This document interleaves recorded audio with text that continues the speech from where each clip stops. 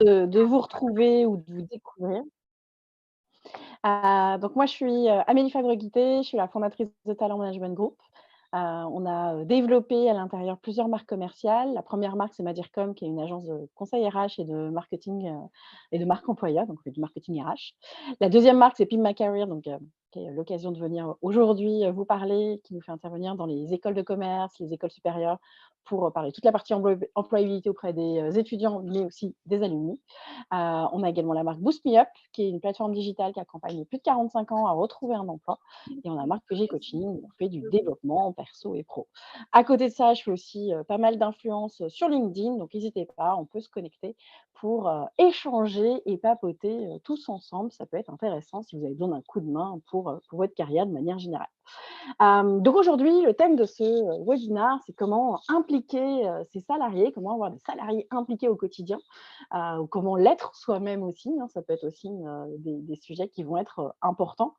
Hem, on va aborder forcément plein de choses et on va surtout mettre, l'accent sur le fait d'accepter que, le monde se transforme, le monde change, qu'avec, la fin de la Seconde Guerre mondiale, les entreprises ont subi beaucoup, beaucoup de transformations, surtout sur la manière de percevoir le travail. On l'a bien vu avec les différentes générations, même si j'aime pas faire des généralités, on voit malgré tout que, les choses ne sont pas perçues et vues de la même manière.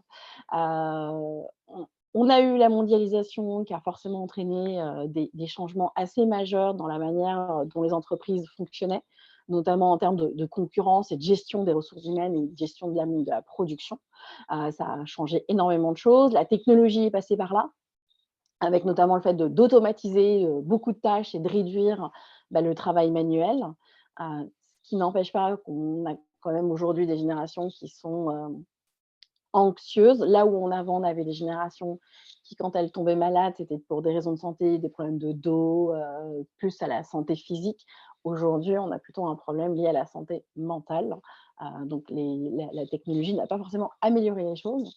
On a une évolution en termes de culture d'entreprise, on l'a tous vécu au fil des ans, ça se transforme, les entreprises ont commencé un petit peu à adopter une culture pour la plupart, on va dire, plus ouverte et qui va encourager la collaboration entre les, collaborateurs. On est moins sur une hiérarchie traditionnelle, on va travailler un peu plus par équipe. On a aussi, hein, ce qu'on appelle le flat management où il y a plus de hiérarchie, sauf qu'en fait, il y en a quand même toujours malgré tout. La génération Y est passée par là aussi, avec des jeunes qui ont des attentes différentes de celles des prédécesseurs. Ils vont chercher des emplois qui vont offrir, de la flexibilité, ils vont chercher des opportunités pour développer leur carrière. Là où avant, on faisait carrière toute sa vie dans la même entreprise, aujourd'hui, on a envie de bouger, on a envie de voir plein de choses. Hem, Ils sont aussi enclins et ça se voit encore plus avec la nouvelle génération, la fameuse génération Z, mais c'était déjà amorcé avec les Y, le fait de vouloir travailler pour des entreprises qui ont une mission ou avoir une cause qui leur tient à cœur. Et aujourd'hui, le côté écologie, et RSE des entreprises prend de plus en plus d'ampleur aussi dans la partie recrutement. On le voit en recrutement, les gens nous interrogent là-dessus sur, l'impact écologique et les vrais engagements RSE des entreprises. Le travail à distance forcément, hein, avec la pandémie, qui est arrivée par là, qui a modifié forcément et qui a accéléré, j'ai envie de dire même, les tendances du travail à distance.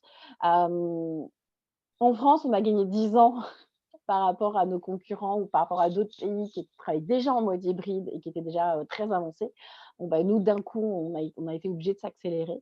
Ça a forcément eu un impact, sur la manière dont les salariés, perçoivent aussi leur travail, que ce soit en termes de flexibilité, d'équilibre, de vie, ou même sur, l'importance qu'on donne au travail. Ça joue aussi et ça va jouer sur la manière aussi d'avoir des collaborateurs engagés, c'est qu'on a de plus en plus une génération qui préfère être derrière un écran qu'en présentiel, que dans les bureaux, sur site, et qui, ont aussi, heu, plus de facilité à échanger par email, par SMS et donc vont pas avoir envie d'être confrontés à la réalité du terrain. Je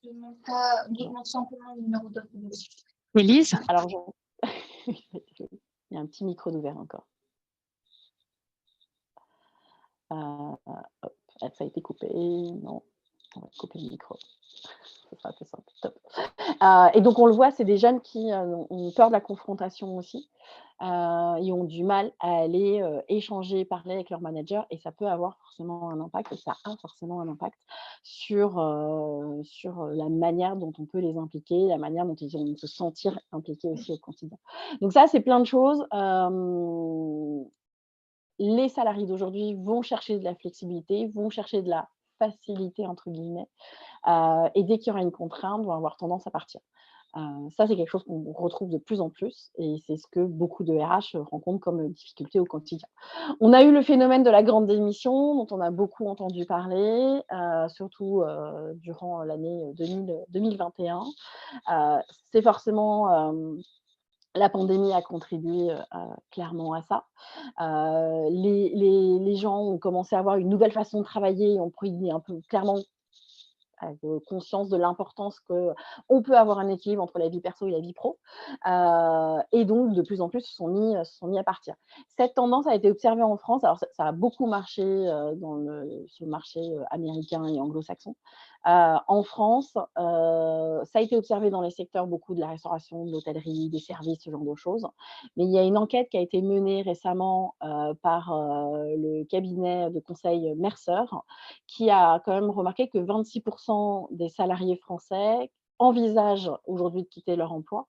Mais à un moment donné, on va aussi se rendre compte que la plupart des gens qui ont quitté cet emploi le regrettent aujourd'hui et se rendent compte que finalement, ils étaient peut-être bien là où ils étaient avant, mais que pris par cet engouement de c'est bon, je peux partir du jour au lendemain pour aller élever des chefs dans le Larzac ou aller faire autre chose, je m'en vais, puisque tout le monde le fait, moi je le fais aussi. Et sauf que souvent, ça a été fait sans vraiment réfléchir.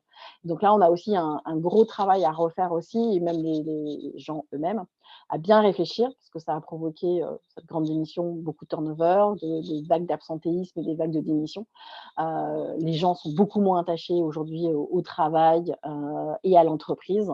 Et tout ça va avoir forcément un impact et a déjà un impact aujourd'hui sur la manière de travailler.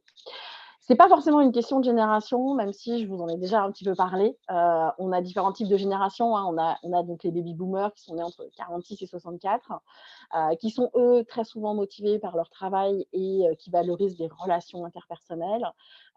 C'est des gens qui vont chercher la reconnaissance par rapport à leur expérience et leur expertise. On a la génération X entre 65 et 80 qui a plutôt tendance à privilégier l'équilibre entre vie perso et vie pro.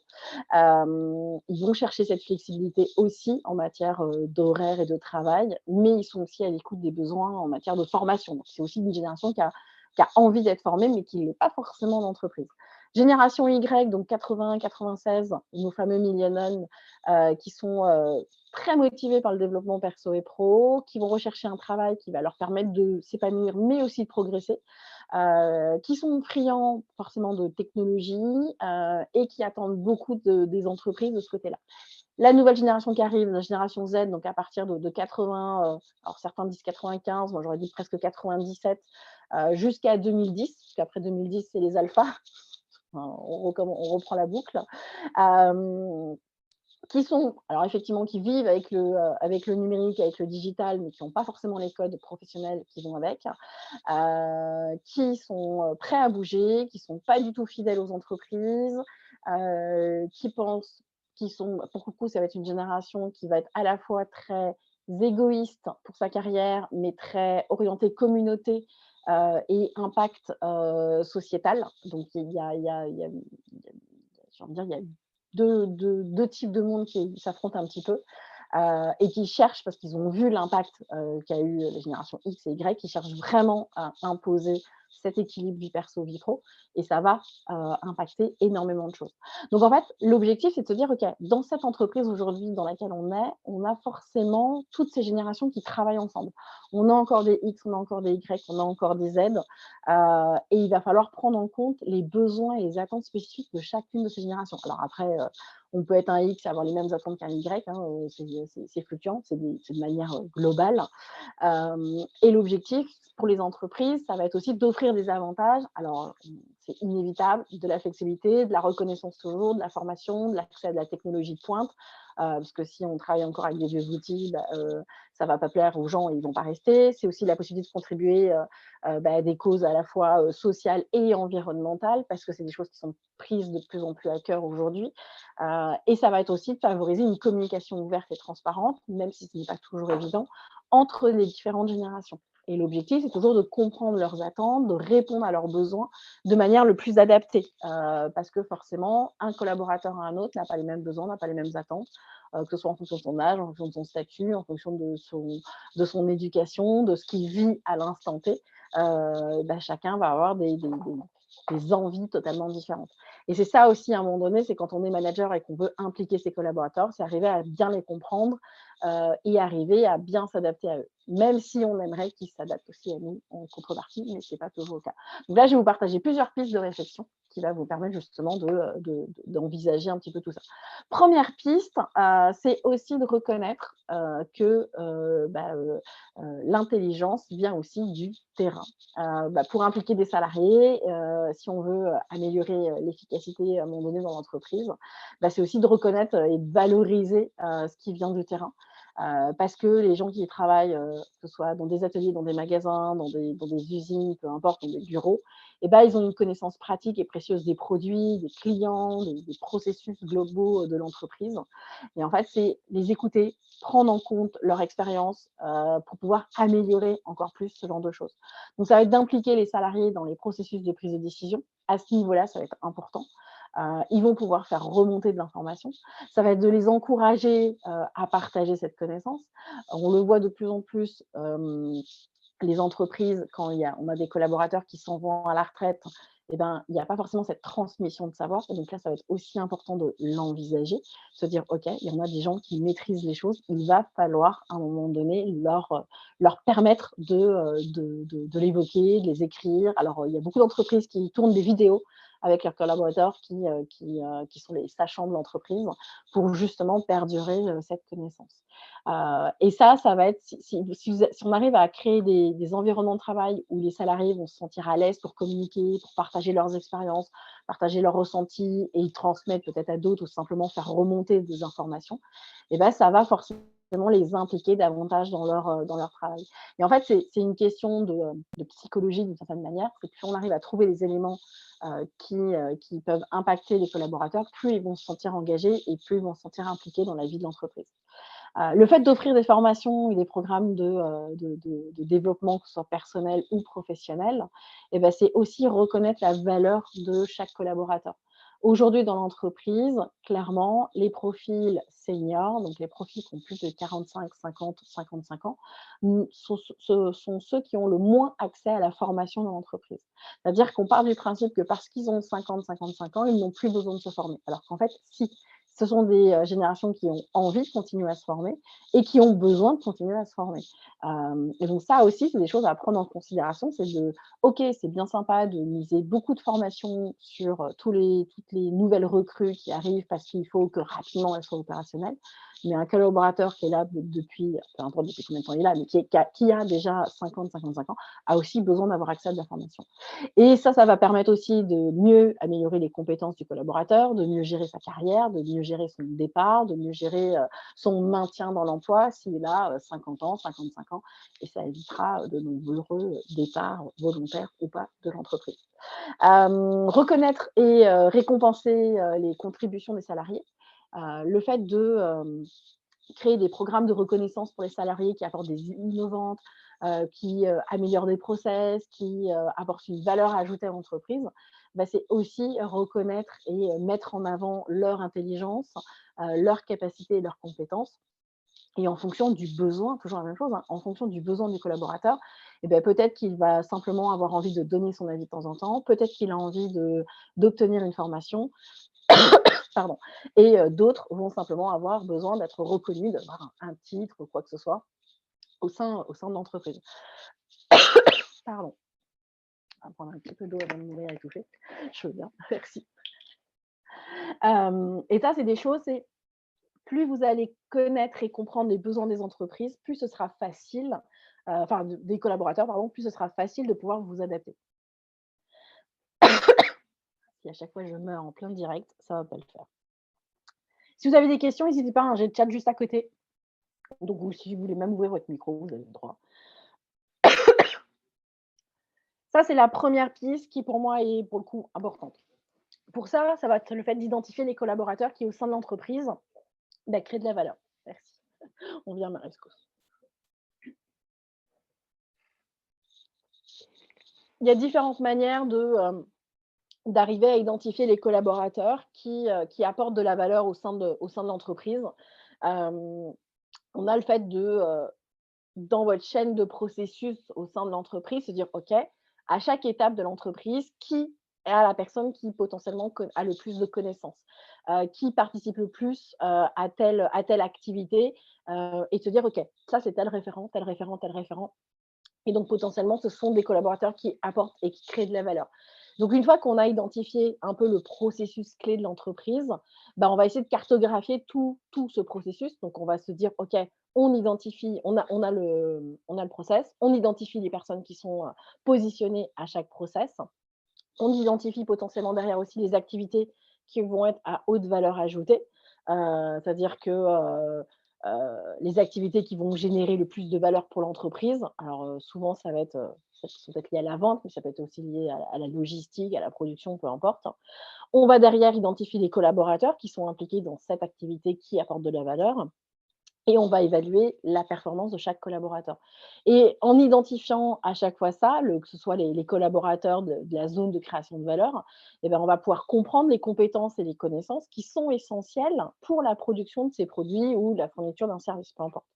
Et on va se dire: «OK, on va pouvoir investir peut-être un peu plus dans ce domaine, où on va pouvoir améliorer un peu plus la qualité ou l'efficacité de ce type d'opération». Parce qu'on va réussir à avoir identifié l'ensemble de la chaîne de production, qui fait quoi, à quel moment, qui apporte de la valeur et qui on doit accompagner pour qu'il en produise encore mieux ou qui, puisse transmettre aussi la valeur qu'il sait générer. Parce qu'il faut qu'il puisse le transmettre à un moment donné à d'autres personnes, pour que l'ensemble de la chaîne et une compréhension globale de la valeur qui est apportée et de l'impact que chacun va avoir dessus. Et donc c'est toujours la même chose, à un moment donné, on va pouvoir valoriser les personnes, valoriser leurs connaissances, valoriser leurs compétences, les accompagner à en avoir encore plus, et d'avoir cette reconnaissance pour beaucoup, ça va déjà être une première piste, simplement le fait de reconnaître, de le dire, de l'afficher, de le montrer, bah, pour une grande partie des collaborateurs, c'est cette première piste permet de beaucoup plus les impliquer. Parce qu'ils vont prendre, conscience qu'ils ont un rôle important à jouer au sein d'entreprise et ils vont avoir encore plus envie de s'impliquer pour améliorer l'existant. Donc ça, c'est une première piste qu'on peut assez facilement mettre en place en entreprise, qui est déjà très souvent mis en place, hein, sur la partie contrôle qualité ou autre, et qu'on peut générer sur plein de, services, qu'on soit dans une petite, moyenne ou grande entreprise, pour, déjà travailler sur la reconnaissance et la valeur, de chaque collaborateur. La deuxième piste, c'est aussi permettre aux salariés de trouver du sens dans leur travail. Alors je sais que c'est un grand mot, le sens au travail, que c'est quelque chose dont tout le monde parle depuis quelque temps. Et bah, c'est simplement le fait, d'aider les collaborateurs à trouver, la raison pour laquelle leur travail est important et ou la raison pour laquelle faire ce travail a une raison, trouver un peu la raison d'être de ce travail. Heu, parce que, bah, comme ils vont se dire: «OK, je fais un travail qui a du sens, je sais pourquoi je le fais, je sais pourquoi on me le demande, je sais quel impact j'ai, que ce soit sur l'entreprise, sur la vie de mes concitoyens ou quoi que ce soit», bah, ça va leur permettre d'être beaucoup plus à l'aise, d'être beaucoup plus épanouis. Donc là, on va être sur le bien-être et l'épanouissement personnel et ça reste important. Si quand vous avez un collègue qui se dit: «Tiens, le travail que je fais est significatif, j'ai une contribution qui est utile», et bah, forcément, ça va avoir un impact sur sa motivation. Un collaborateur motivé, forcément un collaborateur beaucoup plus engagé dans son travail. Si ce collaborateur, a un impact positif sur ce qu'il fait, sur ce que l'entreprise produit, et ben, il va aussi avoir un impact sur l'environnement dans lequel il est et on le voit bien et on parle souvent du verre dans la pomme. Quand on a un collègue qui est démotivé, qui est désengagé, qui broie du noir constamment, on se dit que c'est le verre dans la pomme et que potentiellement il va, à un moment donné, démotiver aussi tous ses autres collègues. Et donc on essaye souvent de vite remédier à ça. Et ben, l'inverse est valable aussi. Un collègue qui est ultra engagé, ultra motivé, qui aime son job, parce qu'on arrive à reconnaître ses compétences, sa valeur et tout ce qui va avec, bah, va aussi rayonner, cet engagement et va donner envie aux autres aussi de se donner à fond. Dire qu'à un moment donné, bah, une personne motivée va en motiver, 1 autre, 2 autres, 3 autres et plus ça va aller, plus ça vous allez avoir des équipes qui ont vraiment envie. Hem Comment on peut concrètement aider, les collaborateurs à trouver, ce qui fait sens dans le travail? Bah, ça va être de clarifier les objectifs. C'est-à-dire que, on va un salarié va se sentir beaucoup plus engagé dans son travail s'il comprend clairement les objectifs et les missions de l'entreprise. Pourquoi l'entreprise lui demande ça? Quel est l'objectif pour la boîte? Et c'est pas juste: «Bah oui, la boîte, elle veut grossir, elle veut faire du fric». Non, c'est derrière quel est, le rôle, la mission, et du coup, sa façon à lui de contribuer à ses objectifs et donc plus il va comprendre son impact au quotidien, je prends l'exemple qu'on peut souvent donner, c'est, tout le monde a un rôle à jouer dans l'entreprise, que ce soit, la personne qui est à l'accueil jusqu'au, patron de l'entreprise. La personne qui est, à l'accueil de l'entreprise, elle est, le 1er visage pour moi d'une entreprise, c'est son sourire, c'est sa manière d'être avenante, c'est elle aussi qui va être au courant peut-être de certaines informations et donc elle a un rôle et un impact qui va être important et donc en fait, si à chacun on leur explique qu'ils ont tous un rôle important à jouer, qu'ils ont tous un objectif et qu'ils sont tous importants pour l'entreprise, et ben forcément, à un moment donné, ils vont trouver que leur job a du sens. Encourager aussi, la participation à toute la partie autonomie. Heu, on se sent forcément plus investi, enfin certains des salariés se sentent plus investis s'ils ont la possibilité de participer à une prise de décision, s'ils ont une certaine autonomie dans l'exécution de leurs tâches. Donc là, typiquement, on va essayer d'éviter d'avoir un manager qui est tout le temps sur leur dos. On a des collaborateurs qui ont besoin d'être épaulés et qui ont besoin d'être accompagnés et on en a d'autres qui ont besoin qu'on leur fiche la paix et qu'ils soient en totale autonomie. Et donc ça aussi, c'est à chaque fois arriver à déterminer qui a besoin de quoi. On est toujours sur le besoin du collaborateur. Plus on arrive à comprendre que lui, il a besoin d'autonomie, je lui donne ses objectifs, je lui donne son délai, je lui donne son budget, je lui donne tout ce qu'il faut pour pouvoir réaliser les missions et il sait que s'il y a besoin, il peut venir me voir. Et donc cette autonomie et ben, si on encourage le collaborateur à être encore plus autonome et à prendre encore plus d'initiative parce qu'on sait qu'il en est capable, et bah, forcément, ça va l'engager davantage. On va lui dire: «Bah, ouais, moi dans ma boîte, je suis bien, on me fait pas chier, j'ai des objectifs, je les atteins et si j'ai un souci, je sais que je peux aller voir telle et telle personne et sinon on me laisse faire mon taf sans être constamment derrière mon dos». Et ça, ce sont des éléments qui vont donner envie à des gens de rester dans une boîte. C'est-à-dire: «Bah, la boîte me fait confiance, je bosse bien, jusque-là tout va bien, donc il y a pas de raison que je m'en aille». On est encore sur la partie formation, offrir des formations, des opportunités de développement, personnel et professionnel aux collaborateurs. Bah, forcément, on va se sentir plus motivé et plus engagé si au quotidien, on a, que ce soit le manager ou le RH qui propose qu'on développe des compétences ou qu'on essaye d'en acquérir des nouvelles.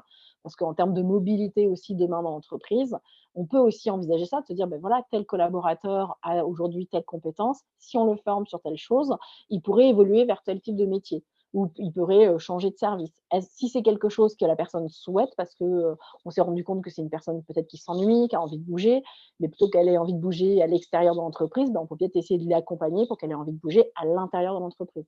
Et donc là, c'est envisager, se dire: «Ben, voilà, aujourd'hui, comment ça se passe pour toi? Bien, pas bien? Comment on peut t'accompagner? Est-ce que tu as envie de développer tes compétences? Est-ce que tu as envie de suivre une formation? Tu as envie de faire découvrir un autre métier chez nous? On veut te garder, on aime ta personnalité, donc si tu as envie de découvrir un autre métier, ben, on peut t'accompagner aussi».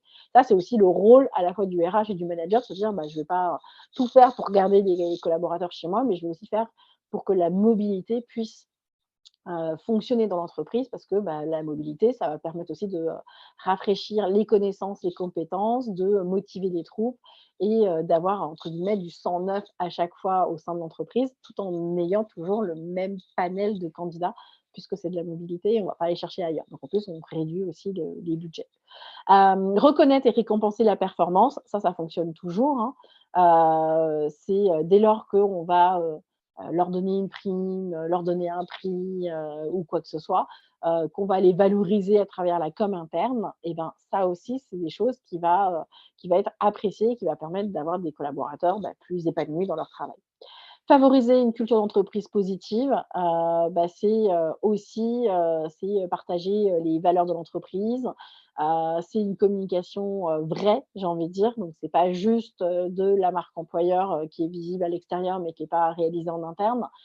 C'est aussi d'être aligné sur les vraies valeurs de l'entreprise, parce que ça, clairement, aujourd'hui, c'est ce qui va pousser au départ de plus en plus de salariés, en disant: «Bah non, entre ce que, on me dit en interne et ce que je vois en externe, on n'est pas du tout alignés, donc je préfère partir».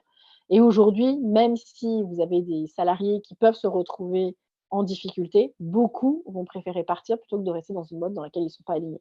Donc ça va être des choses sur lesquelles, bah, j'ai envie de dire la RH, le service RH et le service com ont un énorme enjeu. C'est, d'avoir de vraies valeurs d'entreprise, et d'être vraiment aligné sur, bah, les process en interne, sur la manière de manager, sur la manière de faire évoluer des collaborateurs pour être sûr que, bah, le discours soit évident. Et en fait, plus on va aider, alors là, c'est juste simple exemple, hein, mais il existe forcément plein d'autres moyens d'aider les gens à trouver du sens dans leur travail. Bah, l'idée, c'est vraiment d'améliorer à la fois leur bien-être, leur épanouissement personnel, leur productivité, leur performance, et tout ça va a fortiori, avoir un impact positif, sur la réussite de l'entreprise et sur la réussite du collaborateur, dans son ensemble. On a du coup le côté, le fait de favoriser le développement de la confiance et l'acceptation des émotions. Ça va être une des pistes, puisqu'on va être beaucoup à l'écoute du collaborateur. Heu, Si on veut, que le collaborateur puisse donner son avis, puisse évoluer, puisse se former, puisse bouger, puisse, tout ça, et ben, il est important de favoriser, le développement de la confiance, et de faire en sorte que les gens acceptent leurs émotions, parce que c'est forcément en étroite, c'est un lien, très important avec la motivation et l'engagement. Hem, Si on n'a pas confiance dans l'entreprise dans laquelle on est, et ben, on va pas pouvoir créer et construire une relation, de travail saine et productive. Et donc en fait, lorsqu'un salarié est en confiance, et ben, il sera beaucoup plus enclin à s'engager et à travailler dur pour atteindre des objectifs de l'entreprise.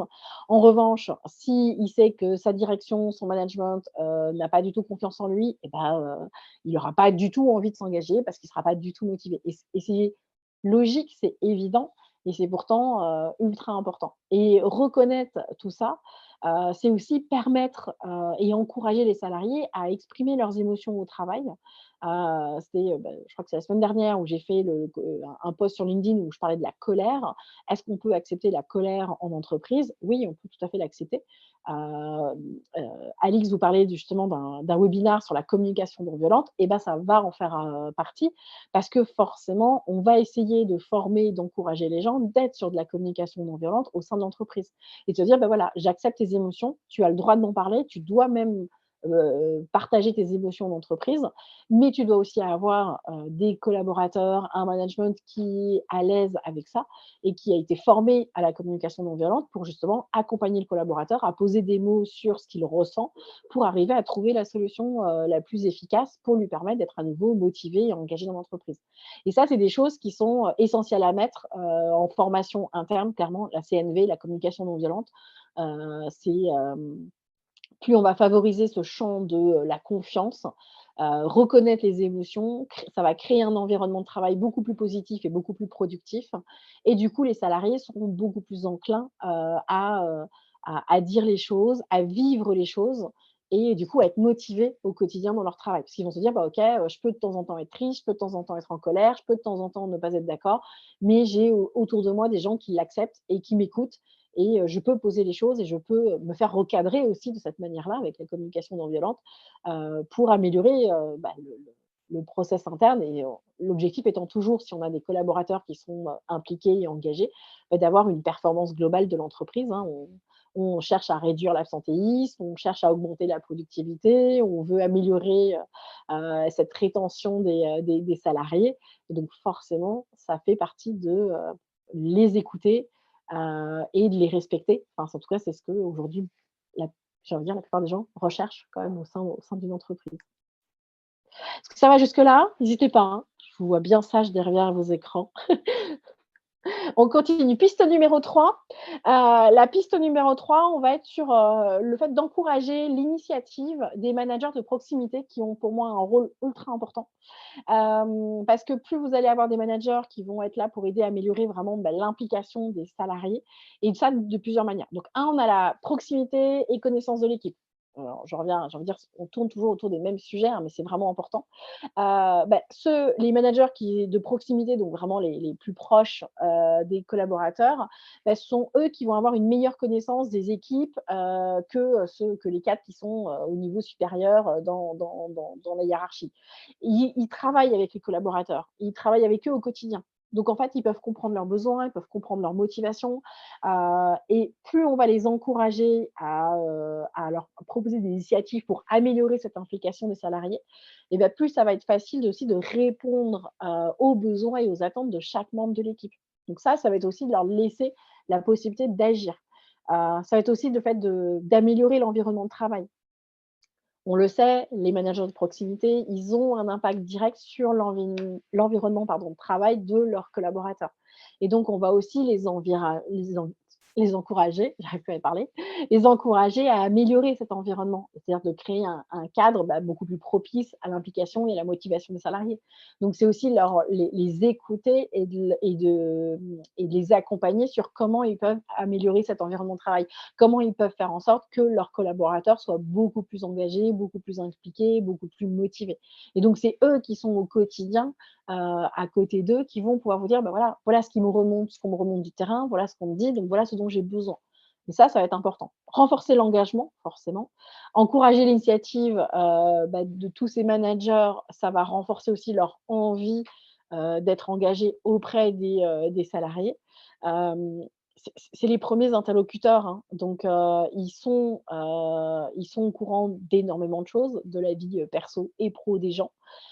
Si, on peut leur permettre de créer des choses, et de leur donner, une plus grande voix, j'ai envie de dire, dans les process de décision, pour améliorer justement, l'environnement de travail ou d'autres choses, des process, ce genre de choses, et forcément, ils vont eux-mêmes être engagés.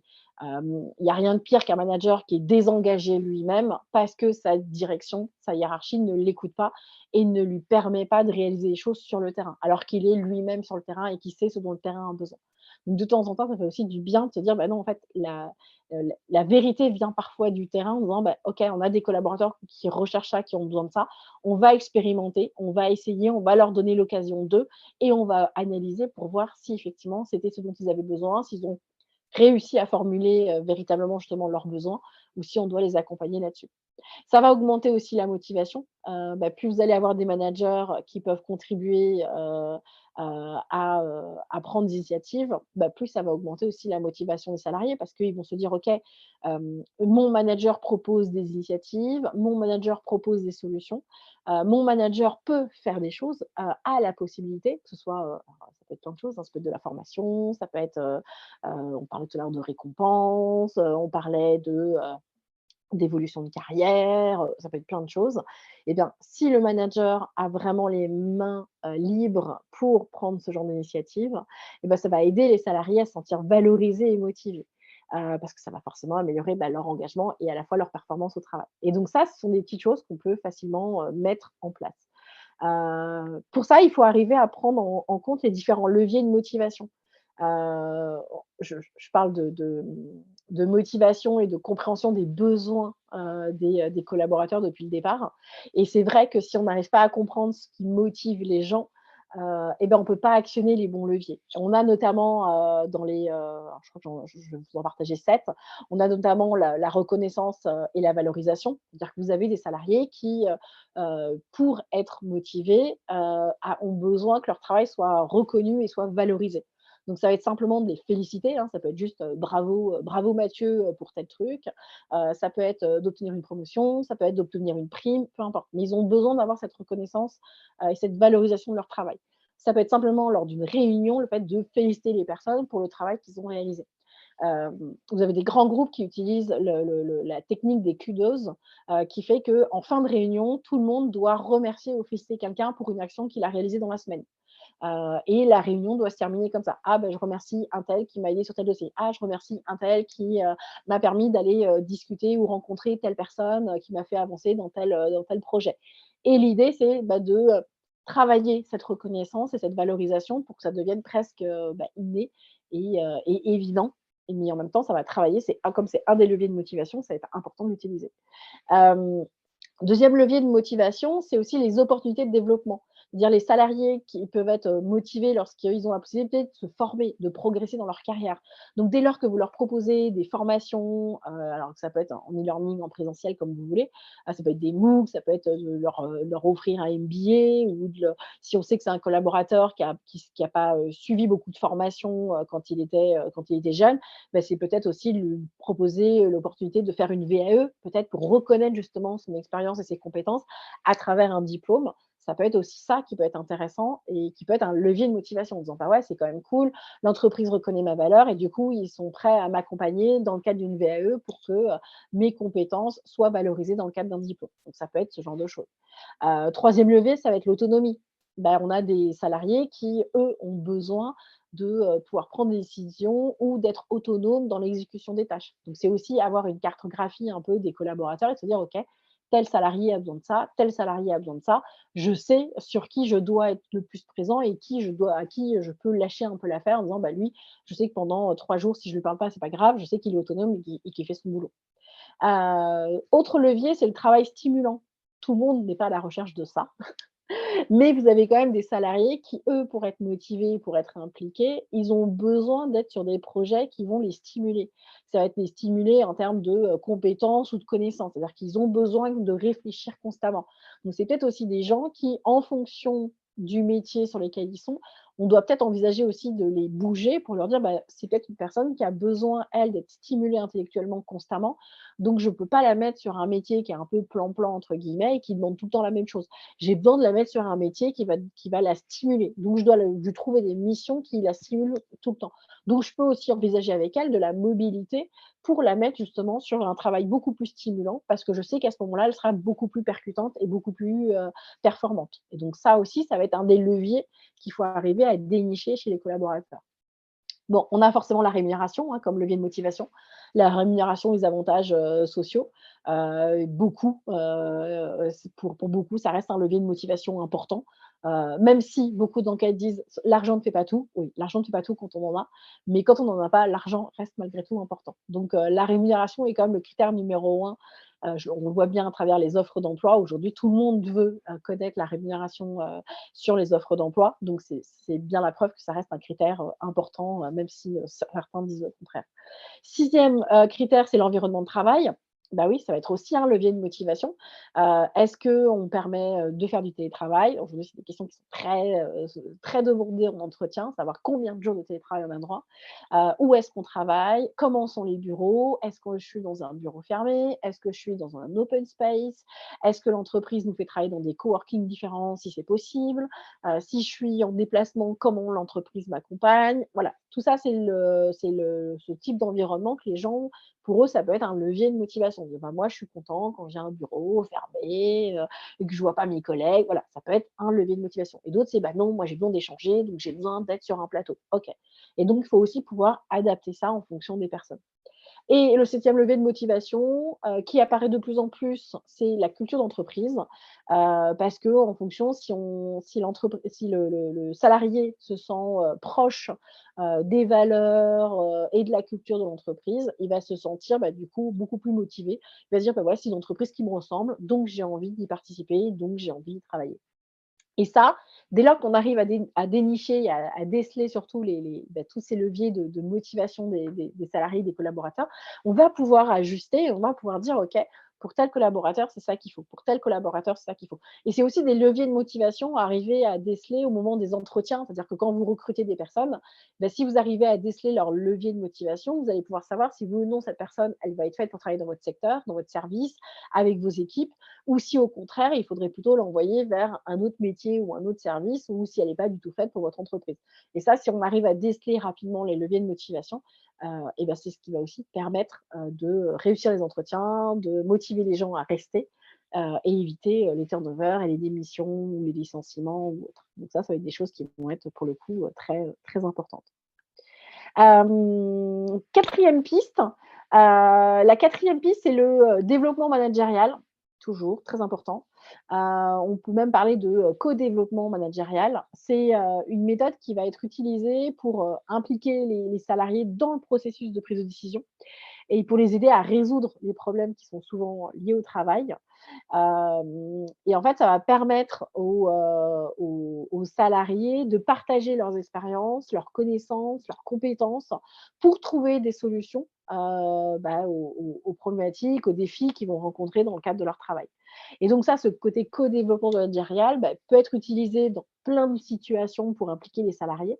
On a le développement des compétences, ça va être pour aider les salariés à développer, leurs compétences professionnelles en échangeant clairement, dans des situations, concrètes qu'ils rencontrent, au quotidien et ça va être aussi permettre de renforcer un peu cette, culture de l'apprentissage et de la formation continue dans l'entreprise. C'est-à-dire qu'on va organiser des ateliers de co-développement pour se dire: «OK, dans plusieurs services, on rencontre les mêmes problématiques et en travaillant ensemble dessus, on va pouvoir trouver des solutions». Donc en même temps, vous allez jouer sur des leviers de motivation de vos collaborateurs en disant: voilà, vous avez certains qui veulent prendre des décisions, qui veulent participer, qui vont venir avec des solutions et ils veulent que leurs solutions soient reconnues, d'autres qui veulent suivre des formations, donc le co-développement, ça va leur plaire. Et donc en fonction de ce genre de choses, vous savez que vous allez pouvoir jouer sur des petits leviers de motivation pour les impliquer de manière, beaucoup plus globale dans leur travail.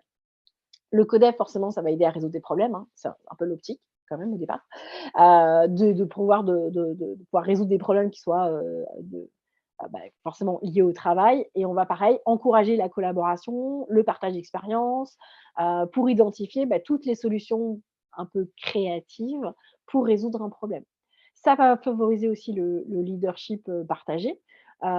Pourquoi? Parce que, on va pouvoir permettre à d'autres personnes de rentrer dans un process de décision.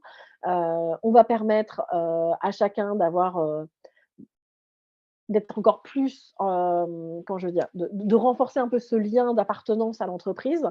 Parce que comme tout le monde a la parole, que tout le monde peut participer, que tout le monde peut donner son avis, en tout cas qu'une certaine partie peut donner son avis, on va se sentir encore plus impliqué et engagé dans l'entreprise. On sait qu'on est important pour l'entreprise, un des leviers de motivation et donc on se sent, appartenir, à l'entreprise encore plus. Puisque l'entreprise nous écoute, on a envie d'y rester.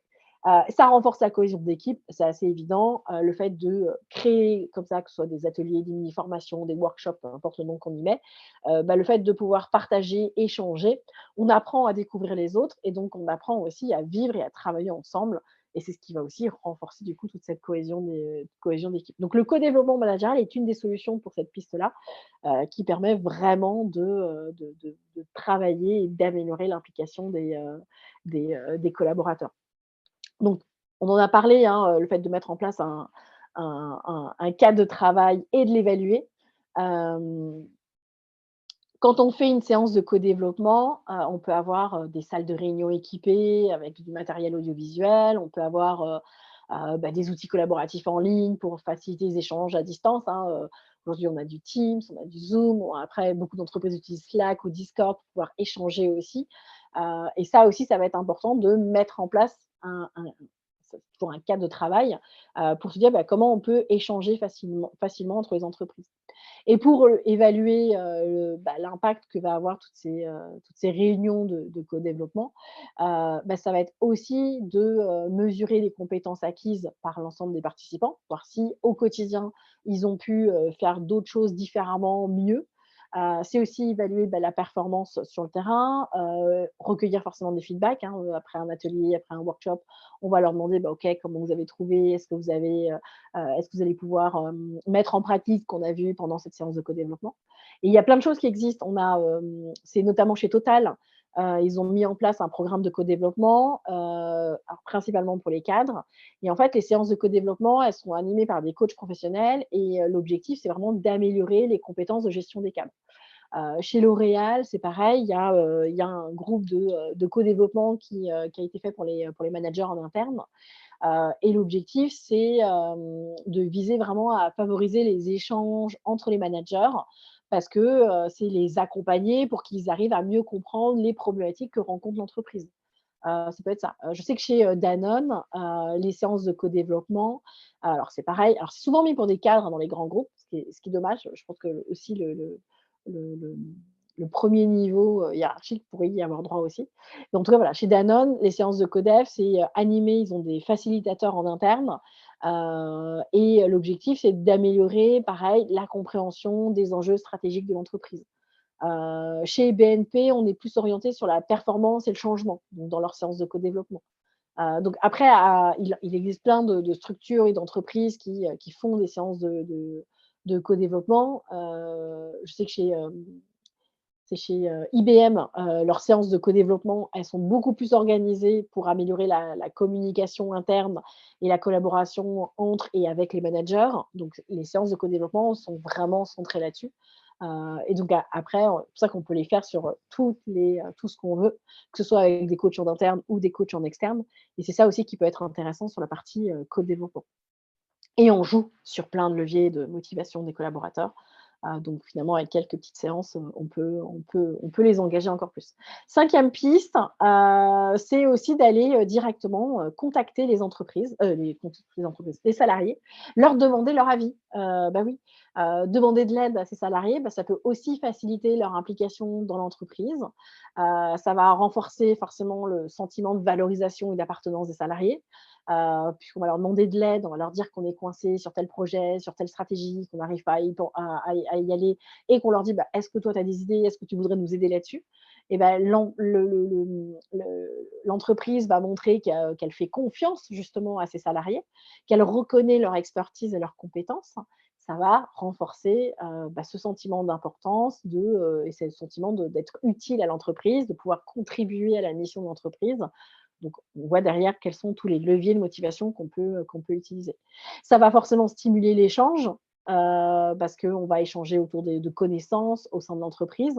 Et ben, ça va aussi inciter l'ensemble des salariés à trouver une solution, donc à parler, à discuter, à écouter, à découvrir, bah, cette culture un peu d'entraide.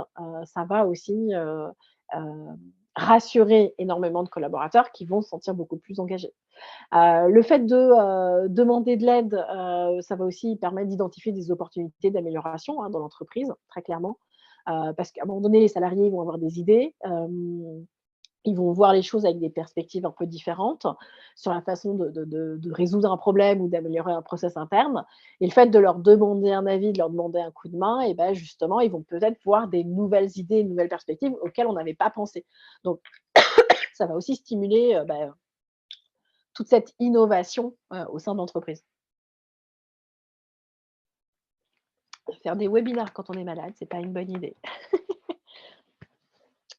Et ça, tout ça, ça va, et ça renforce forcément, bah, comme j'ai mis la confiance et la transparence, parce qu'à un moment donné, ça veut dire que l'entreprise, entre guillemets, «montre un peu sa vulnérabilité» parce qu'elle a eu un problème sur un sujet et qu'elle demande de l'aide, un coup de main à ses salariés. Et ça, c'est des choses que les salariés vont vraiment apprécier. C'est l'émotion, ça me fait pleurer du coup.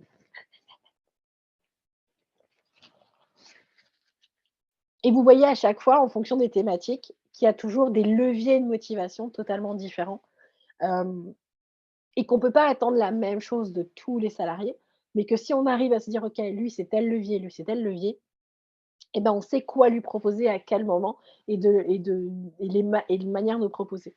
Et donc au moins, en même temps, ça va aussi rassurer les salariés de se dire: «Bah, au moins on ne nous propose pas tous la même chose». On a une relation qui va être individualisée, et donc on va se sentir encore plus impliqué dans l'entreprise. Une des techniques, là-dessus, c'est le rapport d'étonnement, qu'on peut proposer aux gens lors de leur intégration. C'est-à-dire que c'est une manière de demander de l'aide à des salariés. Le rapport d'étonnement, j'imagine que vous connaissez tous, mais c'est, le fait de quand on va, onboarder, intégrer une nouvelle recrue, on va lui demander d'analyser un peu, les pratiques, de l'entreprise. Alors ça peut être, observer justement le process de recrutement, le process, de la gestion des réunions, comment il a eu accès à toutes les informations en interne, et Ça va encourager d'une certaine manière cette personne à prendre du temps et à bien s'immerger dans la culture de l'entreprise. Ça montre aussi que l'entreprise a envie de valoriser cette opinion, et les idées que cette nouvelle recrue vient d'avoir. Donc on lui montre tout de suite qu'elle est importante pour nous, cette personne. Donc ça va aussi mieux l'ancrer dans son intégration. Hem, le rapport d'étonnement, ça va aussi pouvoir, stimuler, bah, cette partie un peu innovation, parce que cette personne va se montrer peut-être un peu créative et proposer des nouvelles idées originales peut-être pour l'entreprise et ses activités. Donc ça aussi, ça va être important et bah, ça fait partie aussi de la culture d'entreprise, hein. C'est-à-dire qu'on si on part du principe que dans les valeurs de l'entreprise, le fait d'écouter, et d'avoir une communication ouverte, claire, ça fait partie des valeurs de la boîte. Bah, ça veut dire que, bah, le rapport d'étonnement est d'autant plus important parce qu'on donne tout de suite de l'importance, aux personnes qui intègrent l'entreprise et ça va, bah, elles vont se sentir alignées sur ces valeurs et donc très rapidement, elles vont se sentir engagées, que ce soit envers l'entreprise et ça va aussi améliorer, bah, l'intégration au sein de l'équipe. Donc ça, c'est le rapport d'étonnement, c'est déjà une petite chose qui peut être fait et on peut faire la même chose quand vous avez un salarié qui quitte l'entreprise, hein. C'est un rapport d'étonnement, de fin, j'ai envie de dire, de collaboration. Parce qu'à un moment donné, on va aussi inviter le collaborateur qui s'en va, que ce soit de son fait ou pas, à nous faire un retour sur les choses à améliorer. Donc on lui donne encore la possibilité de pouvoir s'exprimer alors qu'il est sur le départ. Ça peut aussi améliorer la marque employeur dans l'entreprise. C'est-à-dire que, si on essaye de prendre soin de son collaborateur jusqu'à son départ, on l'accompagne dans le cadre de son départ et on lui donne toujours de l'importance jusqu'à son départ. Ce qui veut dire qu'on va essayer de réduire sa «colère» entre guillemets ou le potentiel ressenti qu'il pourrait avoir en quittant l'entreprise, en lui disant: «Bah, voilà, OK, la relation s'est mal passée ou ça se termine aujourd'hui parce que tu as envie de partir ailleurs, mais ton avis est toujours important pour nous et potentiellement, bah, demain quand le salarié va parler d'entreprise, il en parlera pas forcément mal parce qu'on l'a écouté jusqu'au bout. On a été ouvert d'esprit. Donc ça peut être des éléments qui peuvent aussi faciliter, la fin de contrat. 6e piste, agir pour et avec les salariés, parce que ça reste important, c'est le côté, un peu RSE. Qui est clairement un levier d'implication de plus en plus pour les salariés. On a bah, toujours la fierté d'appartenance, bah, parce que quand on a des salariés qui travaillent pour une entreprise, qui met, véritablement en place des pratiques responsables et durables, bah, c'est des choses qui peuvent rendre fiers, les salariés, le fait de travailler pour ces entreprises qui s'engagent, que ce soit en faveur de l'environnement, de la société, de l'économie, peu importe.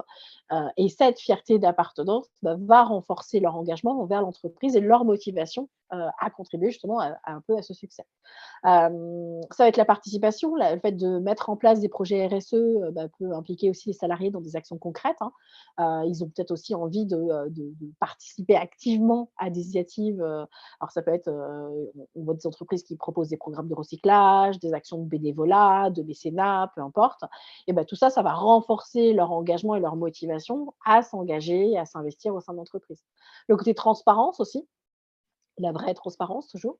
Les entreprises qui vont mettre en place toutes ces pratiques de RSE, bah, comme elles vont se montrer transparentes sur leurs activités, sur l'impact sur la société, sur, les choses à changer encore dans l'entreprise aussi. Ça peut être, ben voilà, aujourd'hui, notre politique RSE, elle en est là. On s'est rendu compte qu'il y avait ça et ça qui n'allait pas chez nous. On a envie d'agir pour améliorer ça.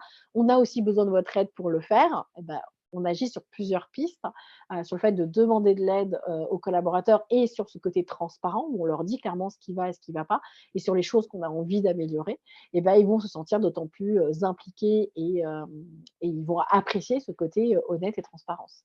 Ça va aussi, agir sur la partie, innovation parce que, quand on va mettre en place des pratiques, RSE, ça peut agir sur, enfin ça va même amener l'entreprise des fois à agir sur de l'innovation, sur le fait de développer des nouveaux produits, des services des fois peut-être plus durables, et donc en interne, on va inviter les gens à stimuler un peu leur créativité et l'innovation pour les salariés en disant: «Bah, OK, on a envie de changer sur telle action, on a envie de changer nos pratiques de telle manière, comment on peut le faire?» Et donc là, bah, pareil, on peut faire du codev lié à l'innovation pour inviter les salariés à participer et à proposer des bonnes idées. Et si toutes ces bonnes idées qui sortent de co-développement ou d'ailleurs sont mises en place, avec la reconnaissance en disant: «Ben voilà, grâce à ce groupe de travail, on a mis en place telle chose qui permet, de participer à nos bonnes pratiques RSE», et ben, on joue sur plein de leviers de motivation de la part des collaborateurs. Le fait de la reconnaissance, le fait de la transparence, de pouvoir donner son avis, de reconnaître qu'on a besoin d'aide. C'est d'autant des petites choses qui vont impacter et qui vont, mobiliser l'ensemble des collaborateurs. Et là-dessus, on a notamment le fait de, faciliter entre guillemets «la digitalisation». Ça va impliquer les salariés de plusieurs manières, parce que ça dépend forcément de la façon dont ça va être mis en place par l'entreprise. C'est la communication parce que, quand on va, digitaliser, la manière de communiquer, ça peut aussi améliorer la manière dont l'information va circuler en interne, entre que ce soit entre une équipe, entre, les services, entre les différentes directions, si on est basé aussi sur de l'international. Hem et en fait, grâce à ça, ça va aussi aider les salariés à mieux comprendre un peu les objectifs de l'entreprise, leur rôle dans l'organisation, les résultats qui sont attendus de leur part. Parce que les outils de communication, alors ça peut être de la messagerie instantanée, hein, je parlais de Slack et de Discord, ça peut être des réseaux sociaux d'entreprise, ça peut être des plateformes, internes de collaboration.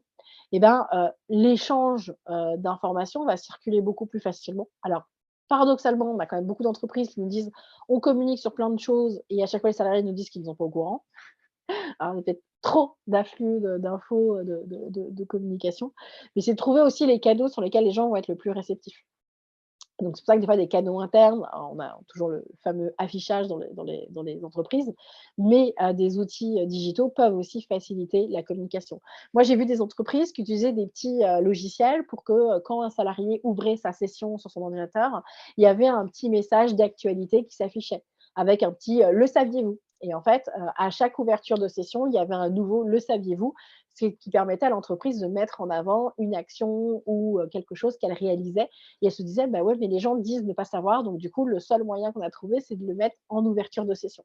Donc je trouvais ça assez original, avec, bah, le fait de pouvoir communiquer sur plein de choses et forcément, on ne pouvait pas les louper puisqu'on était en ouverture de session.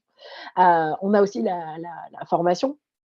Et ben, si quand vous allez, former vos collaborateurs, tout le monde n'a peut-être pas envie ni le temps, de pouvoir être dans une salle, et faire de la formation en présentiel. Donc on peut envisager de l'e-learning, on peut envisager du blending où on va mélanger présentiel et distanciel, on peut envisager du podcast, on peut envisager plein de choses pour justement arriver à s'adapter au collaborateur, à sa manière lui. Peut-être il y en a qui sont très à l'aise avec l'e-learning, d'autres qui détestent et se dire: «Bah, puisque, je dois former de toute manière mes collaborateurs, je vais aussi les accompagner en fonction de leurs souhaits. C'est-à-dire que ça peut être du micro-learning, ce sont des petites vidéos de 3-5 minutes.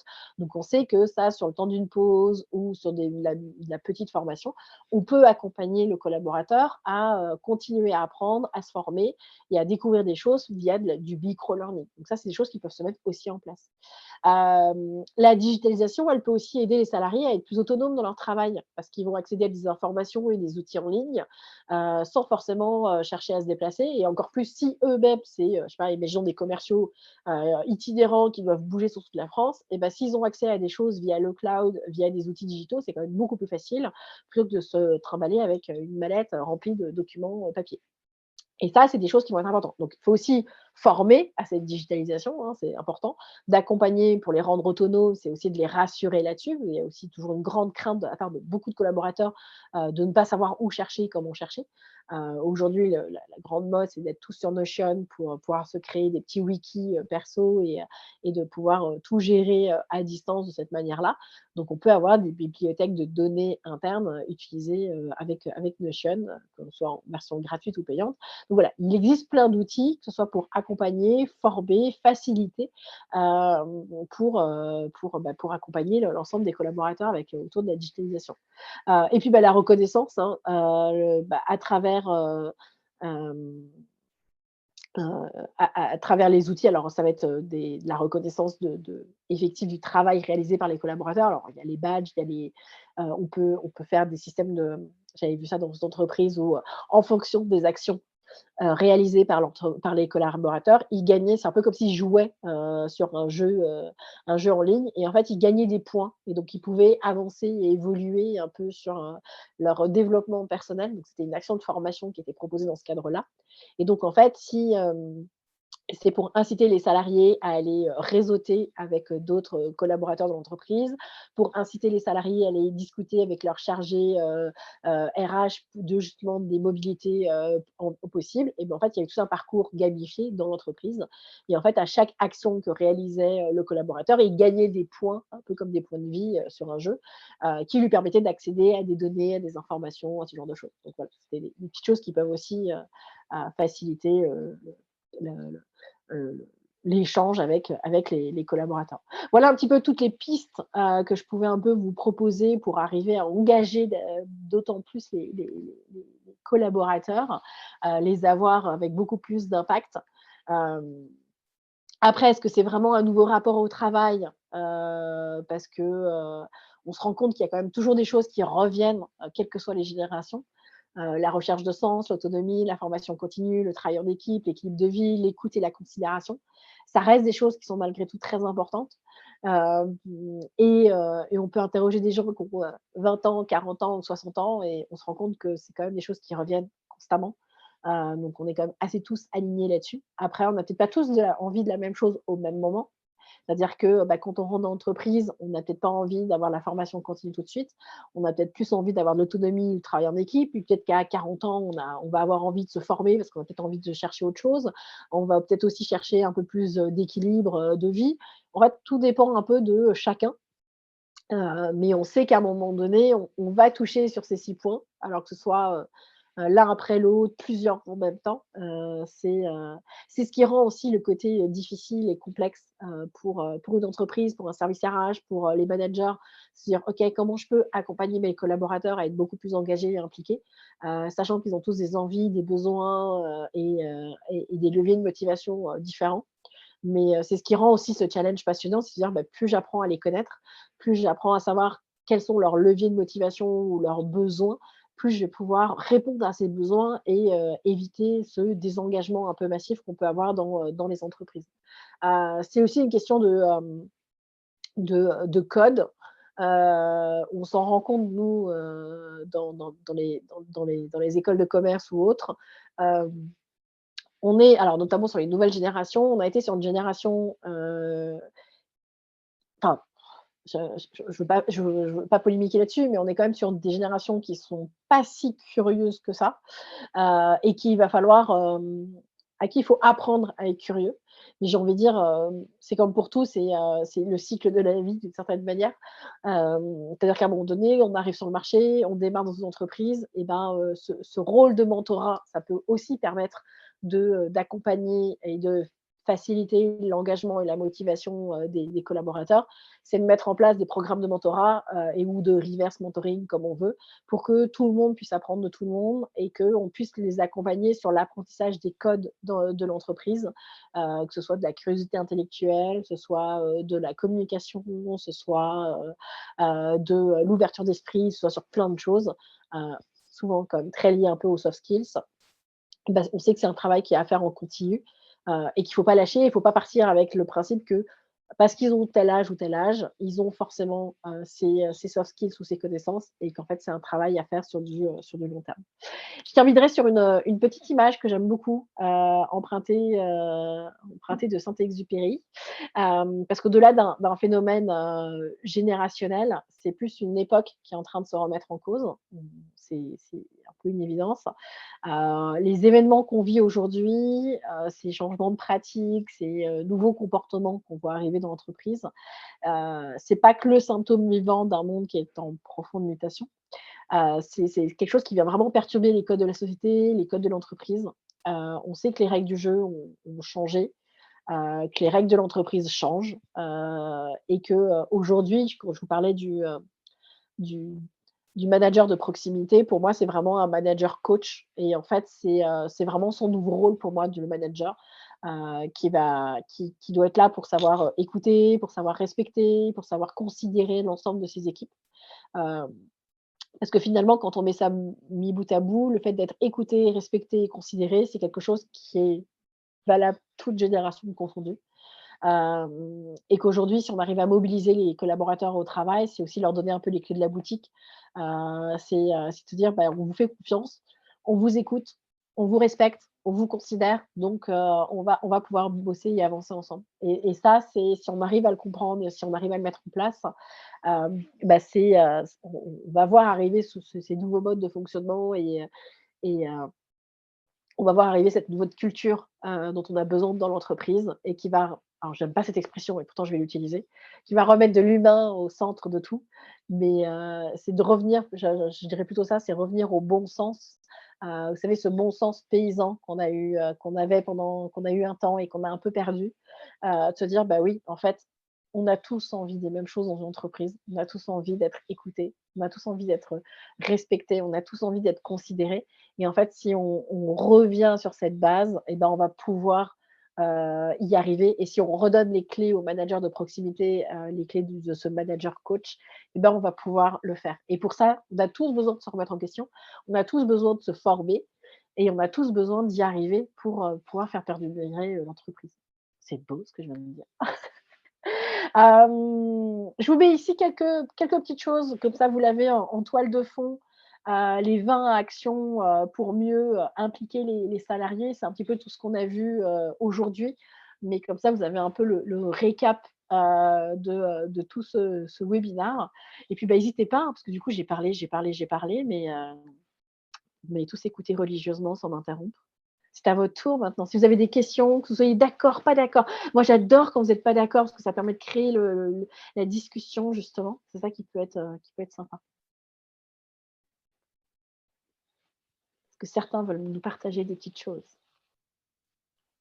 Alors moi, j'ai trouvé ça vraiment très, très intéressant, tout ce que vous avez dit, finalement, en fait, je savais, mais c'est dit d'une autre manière et ça met tellement en évidence, ce qu'on fait ou ce qu'on ne fait pas, parce qu'on l'oublie, parce qu'avec le temps passe et puis aussi parce que derrière tout ça, il y a une notion de moyens.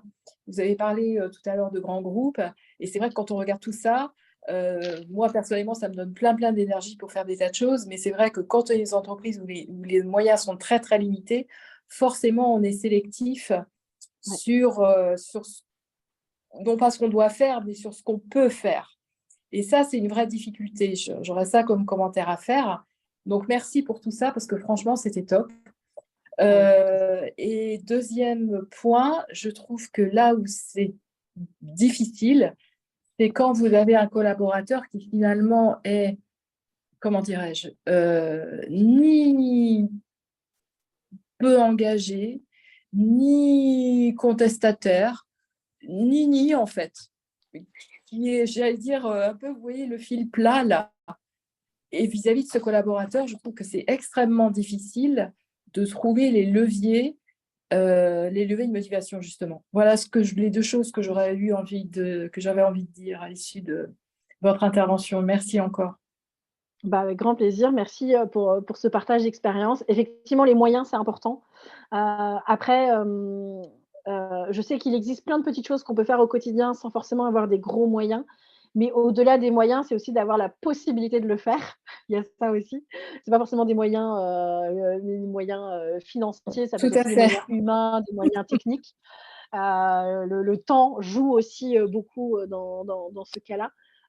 Donc c'est souvent un gros travail à mettre en place et c'est aussi le fait d'être, épaulé, par la direction. Parce que si effectivement la direction ne soutient pas ce genre d'action, on peut avoir tout le budget, tous les hommes et femmes ou toute la technique, ça fonctionnera pas.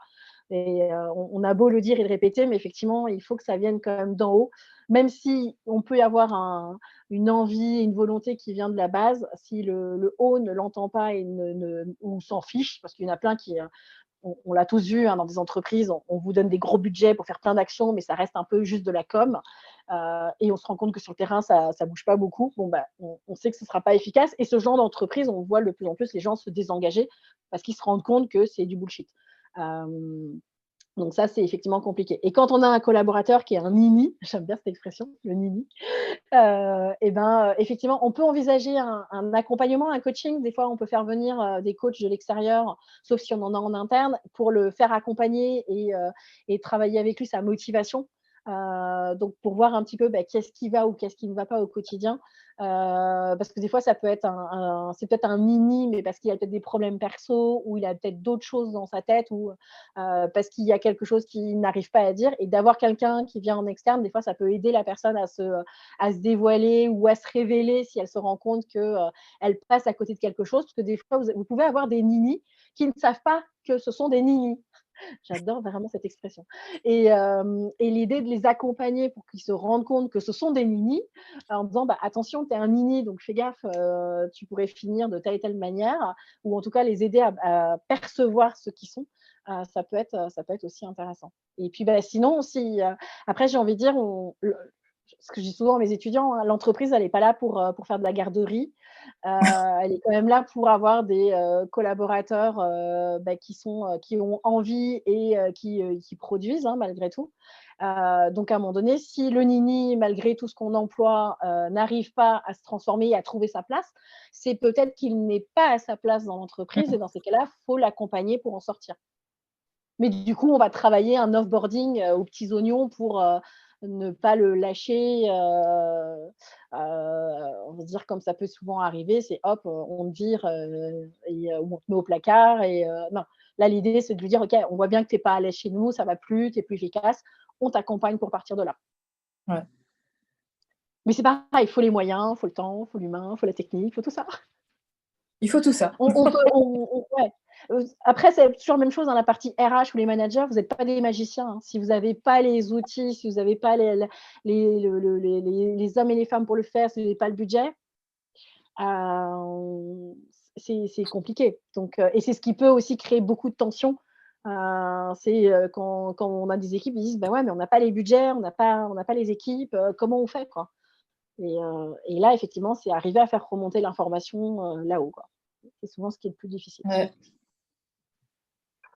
Amélie, moi j'ai une question sur l'équilibre vie privée, vie perso, parce que, bon, en 2 mots, moi j'ai fait 26 ans de grosse boîte en tant que salarié, et puis là je m'apprête à reprendre une TPE, PME de 15 salariés, donc tu vois, les sujets de culture, d'entreprise et puis d'humain m'intéressent. Moi je trouve qu'avec, alors ça va faire un peu, pas boomer, mais génération X, hein, parce que j'ai 47 ans, mais bon. Je trouve que, si tu veux, maintenant, il y a tellement de groupes, Notion, Slack, WhatsApp et tout ça, que le pro et le perso est mélangé. Même dans les activités, tu vois, par exemple, ici dans le sud, on fait des activités de bénévolat pour aller ramasser des déchets dans les calanques, mais c'est le week-end. Parfois, il y a un séminaire qui déborde sur le dimanche, etc. Bon. Et je trouve que, alors, il y a des salariés qui vivent très bien pour le côté adhésion au projet et tout ça. Et par contre, la frontière, maintenant, elle est assez plutôt de frontières. Et je pense que pour certains, ils ne le disent pas, mais ça doit être un peu une source de stress ou une source de problème en famille ou avec les conjoints, j'en sais rien, quoi. C'est ultra important et c'est pour le coup, ce qui va être important, c'est de comprendre pour qui la frontière est acceptable et pour qui ça ne l'est plus. Moi, j'ai vu beaucoup d'entreprises qui mettaient en place des groupes WhatsApp avec leurs collègues ou autres. Et ça, le problème, c'est que ce n'est pas du tout un outil professionnel. Ouais. Il suffit qu'on ait une personne dans l'équipe qui a une idée pendant le week-end et qui la balance sur le groupe WhatsApp. Sauf que tout le monde reçoit la notification et tout le monde, du coup, ça rentre dans une sphère privée si c'est pendant le week-end, si c'est à 4 heures du matin ou que sais-je. Et ça, pour le coup, ce n'est pas du tout acceptable. Et c'est pour ça, moi, je sais que chez nous, on est sur Slack, mais il y a les notifs et les notifs, elles sont coupées. Ça ne démarre pas avant 9 heures et après 18 heures, il n'y a plus de notifs. Et comme je sais que, et moi, par exemple, la mauvaise élève que je suis, je peux avoir des idées le week-end ou je peux avoir des idées tard le soir parce que je suis un oiseau de nuit. C'est pour ça que j'ai mis en place les notifs qui étaient coupés pour être sûr que personne ne voyait les notifs que j'envoyais. Parce que j'ai eu des collaborateurs qui me répondaient le week-end et je leur disais non, non, non, non, j'ai balancé une idée, mais l'idée, on en discute lundi. On n'en discute pas là pendant le week-end. Et c'est pour ça que j'ai imposé du coup derrière les notifs pour être sûr que personne ne soit dérangé. Et pour le coup, le fait de couper, Quand on est chef d'entreprise, on a du mal à couper, mais c'est notre boîte, c'est notre bébé, c'est normal. Mais on ne peut pas l'imposer à des salariés. C'est normal et même un chef d'entreprise doit pouvoir couper à un moment donné pour être beaucoup plus efficace et productif. Et donc, les groupes WhatsApp dans les équipes, moi, je suis totalement contre parce que je trouve pas ça productif et ça rentre dans la sphère privée. Après, si on fait du bénévolat et que c'est entendu, c'est accepté que c'est le week-end, mais du coup, c'est du volontariat. C'est-à-dire que si des personnes décident de ne pas le faire parce que pour elles, c'est le week-end et que le week-end, c'est la famille, on ne peut pas leur reprocher. Ou alors, il faut mettre en place des actions de bénévolat et de volontariat pendant la semaine aussi, pour permettre à tout le monde de pouvoir en faire en respectant son équilibre souhaité. C'est-à-dire que s'il y en a qui sont OK pour le faire le week-end, ils le font le week-end. S'il y en a qui veulent le faire uniquement pendant la semaine, ça se fait pendant la semaine. Sur les heures de travail, parce que du coup, ça doit être fait pendant les heures de travail pour ceux qui le souhaitent. Quant aux séminaires qui débordent le week-end, ouais. Alors, quand on est une petite entreprise, si c'est très familial, si on est tous OK, pourquoi pas. Mais à un moment donné, on peut aussi accepter qu'un collaborateur soit pas d'accord. On peut aussi accepter qu'un collaborateur, on a peut-être un collaborateur qui est un aidant, qui doit peut-être prendre soin d'un enfant malade, handicapé ou de parents malades, handicapés, et que du coup, il va peut-être s'exclure de ce genre d'événement parce qu'il ne pourra pas, lui, empiéter sur le soir ou le week-end. Sauf que ce sont des personnes qui n'ont pas forcément envie de communiquer là-dessus. Donc qui n'ont pas forcément envie que ça se sache. Et donc, c'est des personnes qu'on peut se dire: «Ouais, je comprends pas, Mathieu, il vient jamais aux apéros du soir, il est vraiment pas cool» ou bah oui, mais Mathieu, il a autre chose derrière qui fait que, il a pas envie de mélanger perso et pro ou qu'il peut pas tout simplement. Donc c'est quand même des éléments, qu'on soit dans une petite boîte ou dans un grand groupe, sur lesquels il faut faire attention ou en tout cas, il faut, mettre en avant le fait qu'on peut avoir des collaborateurs que ça dérange et que si ça les dérange, ils doivent se sentir libres de le dire, et que l'entreprise ne doit pas les juger. Ça va être la chose qui va être le plus dur parce qu'on est des humains, hein. Donc dès lors que quelqu'un ne fait pas quelque chose, on va tout de suite avoir un stéréotype qui va venir ou un préjugé donc ça, c'est beaucoup de com qu'il faut travailler là-dessus. Donc bon courage.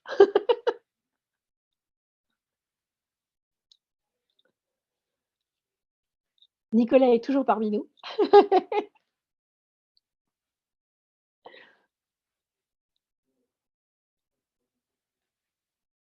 Pardon, j'avais pas réactivé le son. Oui, je viens de revenir, je suis désolé, du coup, je me suis absenté un petit quart d'heure. Non, pas de souci. On était sur les questions-réponses pour tous ceux qui le souhaitaient. D'accord, ok. Je prends le temps de lire, hein, je regarde le slide. Pas de souci. C'est un petit récap de tout ce qu'on a partagé. Je me suis dit que ça pouvait servir. Du coup, pas d'autres, je vois pas de questions dans le chat non plus. Tout a été très clair pour vous. Formidable. N'hésitez pas, même si après, vous avez des cas particuliers ou des questions en lien avec votre entreprise, vous pouvez me contacter, hein, sur LinkedIn, hésitez surtout pas. Je vous laisse aussi mon adresse email, pro, si jamais vous voulez, me poser des questions ou avoir des idées, ateliers ou autres, j'en ai toujours plein des idées, moi. Donc ce sera avec grand plaisir. Effectivement, à réécouter au calme.